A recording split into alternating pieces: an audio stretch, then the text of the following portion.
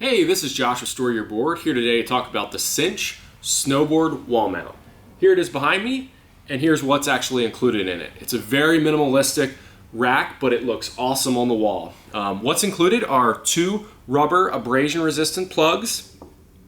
You got 2 drywall anchors and 2 screws. So the way it works is you just lift it up and out. So you have your two plugs mounted there. Put your snowboard in like this, drop it down, and there it is. Awesome. So the way that we can do that is because almost all snowboards have an hourglass shape, where if you look at a common snowboard, it's wider on the tip and the tail than it is in the center. So we use that fact and these rubber plugs to make this a very simple mount that super minimalistic, but does the job, holds it on the wall nicely. So the way we do that is you need to measure your board at the tip. So here we're talking about, this is about 11 and a half. 11 and a half at the tip.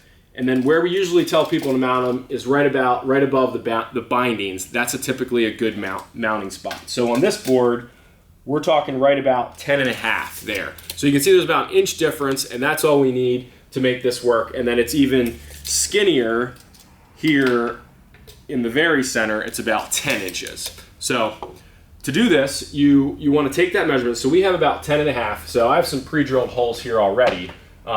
We include the drywall anchors, so feel free to use those. Our set here is all wood, so we can just drill right into it. The key thing to note, though, is because the hole is in the center of these rubber stoppers, you actually need to add 3/8 to each side, or 3/4 total. So right here, I got 10 and a half. I added 3/4. What you do is take your drill. You can do it with a power drill or just a regular hand screwdriver. Put the screw inside the rubber stopper and go ahead and drive it in.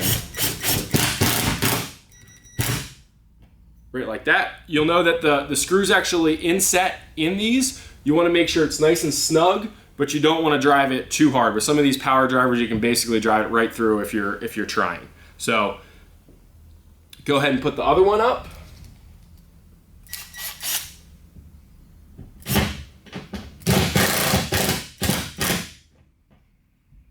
And there we go, easy as that. So that's what it looks like on your wall without the snowboard in. Then you go ahead and take your snowboard. Like I said, you want to put it in where it's thinner and then drop it down so it catches where it's wider.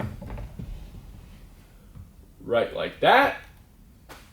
And there it is.